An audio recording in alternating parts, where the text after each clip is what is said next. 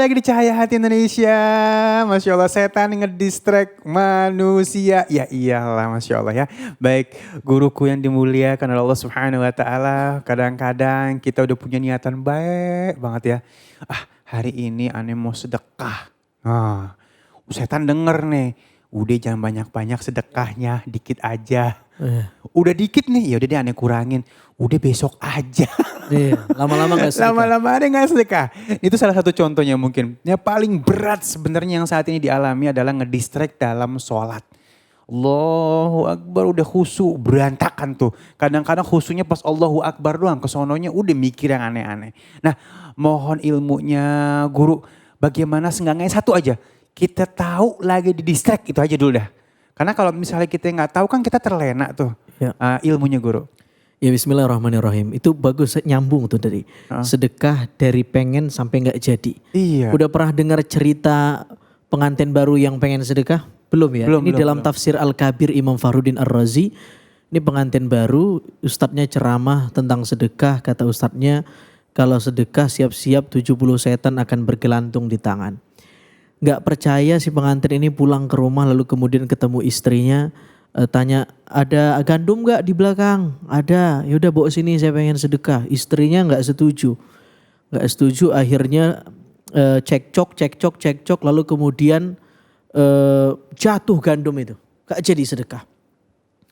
Lalu kemudian balik lagi suaminya ke musola ketemu sama kiainya. Pak Kiai, ya gimana jadi sedekah? Gak jadi Pak Kiai, bener kata Pak Kiai. Bahwa kalau orang sedekah itu godaannya banyak. 70 setan akan bergelantung di tangan kita. Buktinya apa? Saya sudah coba. Ketika saya pengen sedekah gandum, ternyata 70 setan itu benar saya halau. Tapi saya ketemu sama induknya di rumah katanya. Ya Allah. Jadi gak bisa. Dibilang setan dong berarti. Nah, jadi itu benar ngedistract itu. Distract itu mungkin buat yang milenial tahu. Iya. Tapi yang the power of emak-emak ini yang kita harus jelasin. Track artinya jalan, distract itu menghalau jalan, merusak jalan. Jadi setan itu memang apa kayak innahu lakum aduun mubin. Musuh yang nyata. Dan setan pernah memproklamirkan la aq'udanna lahum siratakal mustaqim. Aku akan ngedistract jalan hamba-hamba Allah itu supaya dia terhalau dari jalan yang lurus. Di ayat 17 surat Al-A'raf ada kata kunci, "Tsumma la'atiyannahum min baini aydihim wa min khalfihim wa an aymanihim wa an syama'ilihim wa la tajidu aktsaruhum syakirin." Setan akan ngedistract kita dari depan, dari belakang, kanan, kiri. Artinya ayat ini memberi metafor gambaran bahwa setan akan datang menggoda kita dari seluruh penjuru. Kanan, kiri, depan, belakang, kiri dan kanan. Nah hanya dua arah yang tidak disebut dalam ayat itu. Surat Al-A'raf 16-17. Dua arah itu adalah atas dan bawah. Atas itu lambang doa. Itu yang kita bilang a'udzubillahi minasyaitonirrajim. Rabbi a'udzubika min hamazatis syayatin. Wa a'udzubika rabbi ayyahdurun. Doa sama Allah. Yang kedua bawah, arah bawah itu adalah lambang sujud. Setan gak bisa deketin orang yang sujud karena aqrabu ma yakunul abad min rabbihi wa huwa sajid fa'akthirud du'a. Karena posisi terdekat antara hamba dengan Tuhannya adalah pada posisi sujud. Bagaimana mungkin setan bisa mendistract orang yang sujud ketika dia sujud dia dekat dengan Tuhannya. Jadi semua arah didistract kecuali dua arah. Atas melambangkan doa, bawah melambangkan sujud, sholat, ibadah, dan lain-lain. Masya Allah. Aduh. Nah guru mungkin boleh tambahin dikit nih guru. Kadang-kadang ada yang bilang niatan baik janganlah ditunda-tunda kan gitu kan ya. Karena kalau misalnya udah ditunda-tunda itu bakalan gugur, hilang gak jadi niatan baik. Nah ilmunya guru kita tahu nih kita lagi digoda sama setan kita kagak boleh kita harus paksain. Atau gimana nih Kiai? Bismillahirrahmanirrahim. Di dalam surah yang ke-14, 114 ayat yang ketiga. Min syarril waswasil khannas. Allah. Ini bisikan kejahatan kepada manusia.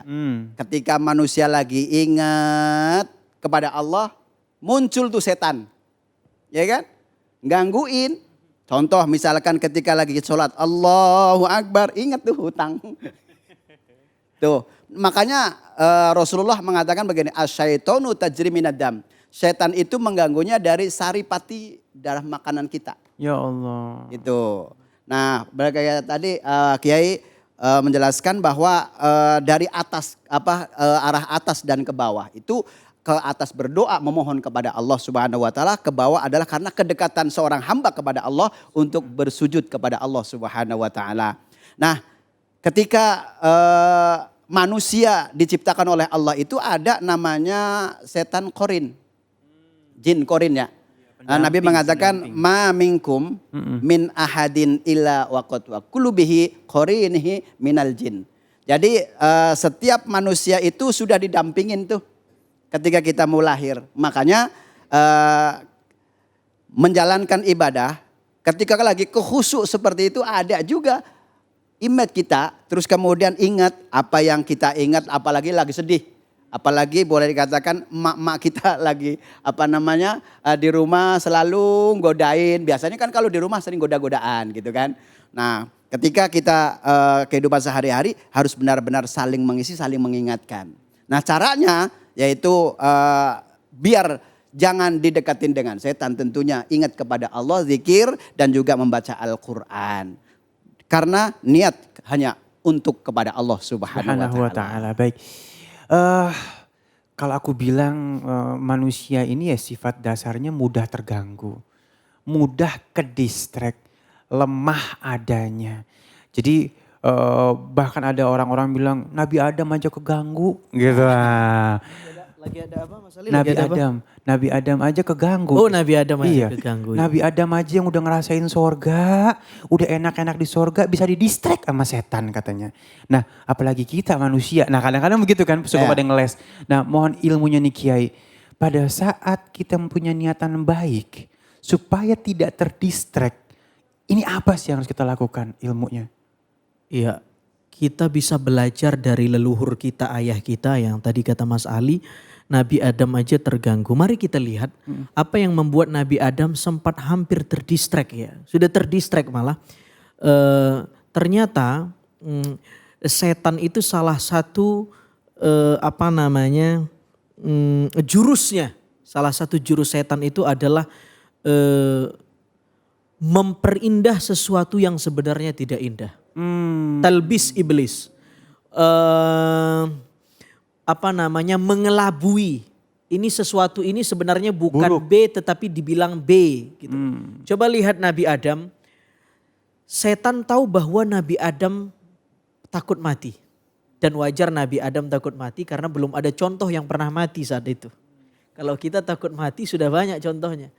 Sehingga kemudian kata iblis, hal adulluka ala syajaratil khuldi wal mulkil la yabla. Hai Adam, mau tidak kamu saya kasih resep ramuan anti malaikal maut. Namanya syajaratul khuldi. Pohon terlarang. Kalau kamu makan ini kan sedang pengen ngedistract nih. Antakuna malakaini au takuna minal khalidin kata Quran.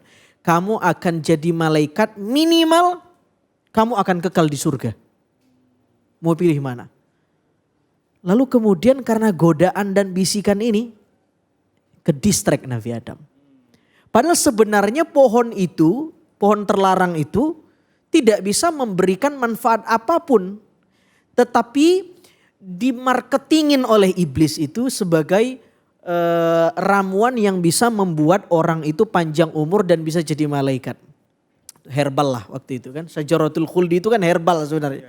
Sampai sekarang herbal itu bisa jadi ramuan sebenarnya. Tapi yang salah adalah iblis menisbatkan herbal syajaratul khuldi itu herbal yang anti malaikal maut. Ini kan gak mungkin. Akhirnya dicicipi sama Nabi Adam. Apa yang terjadi? Nabi Adam keluar dari surga. Tapi bahasanya itu pakai kata-kata ihbit. Turunlah kamu dari surga wahai Adam. Karena setan berhasil mendistract. Beda dengan iblis tidak disuruh turun tapi fakhruj innaka minas saghirin. Keluar kamu dari surga. Jadi kalau surga itu bertingkat-tingkat, Nabi Adam karena kesalahannya cuma disuruh turun lantai, tapi iblis itu disuruh keluar. Usir. Karena biang keroknya itu. Iya, Masya Allah. Nah, Guru kadang-kadang kita kalau udah ke distract suka astagfirullahaladzim, saya hilap. Nah gitu kan ya. Besok ke distract lagi. Oh saya hilap lagi nih. Nah ini gimana sih guru ilmunya dong? Kita kan kadang-kadang udah gitu orang suka sok-sok pinter. Ya kita kan manusia gampang hilap. Nah. Karena untuk menebus dosa itu yang paling gampang ucapan adalah membaca istighfar. Dan juga diucapkan ringan tapi berat di dalam timbangan dan itu kalimat itu sangat dicintai. Gitu. Makanya ketika kita berbuat dosa, astagfirullahaladzim. Begitu kan? Makanya Allah pun juga sampai menawarkan kepada kita, hal adullukum ala tijaratun tunjikum min azabin alim. Aku tawarkan nih, dagangan buat kalian yang bisa menyelamatkan azab yang sangat pedih. Nah apa jawabannya? Tu'minu nabilah, yakin percaya kepada Allah subhanahu wa ta'ala. Itu sebetulnya kita semuanya diberikan persoalan, Allah sebetulnya sudah pasti memberikan jawaban kepada kita. Tinggal tergantung keimanan kita di dalam menjalankan konsekuensinya, menjalankan agamanya, yakin atau tidak yakin di situ. Gitu. Iya. Biasanya dari ilmu gitu. Gitu. Baik, sekarang kan kalau misalnya setan udah jelas-jelas tugasnya ngedistract. Kadang-kadang setan bentuk manusia juga banyak. Jadi kadang-kadang bilang, setan adalah musuhmu yang nyata. Kalau Ali ngegambarin iya setan yang masuk ke manusia nih nyata bentuknya nih. Nah mungkin mohon ilmunya guru ini gimana sih misalnya kita ketemu teman-teman yang suka ngedistract kita ke arah yang negatif. Iya. Sama kan Al-Quran memperkenalkan bahwa minal jinnati wan nas. Ada, jadi setan itu kata sifat, adjektif. Tetapi jin itu spesiesnya. Manusia itu spesiesnya. Jadi ada penggoda yang dari spesies jin, ada penggoda yang dari spesies manusia. Karena itu ayat yang dibaca oleh Kiai Munawir tadi mengajarkan kepada kita, Qul a'udzu birabbin nas, malikin nas, ilahin nas, min syarril waswasil khannas alladzi yuwaswisu fi sudurin nas. Minal jinnati wan nas. Yuwaswisu itu tuh waswasa yuwaswisu itu memberi godaan, tapi kata para mufasir pelan gitu. Waswasa yuwaswisu itu Keraguan-raguan. kayak semacam istri lagi nggoda suami. Halo. Lagi ada maunya nih. Wah, pinter ya. Jadi itu digambarkan oleh ahli bahasa begitu. Begitu.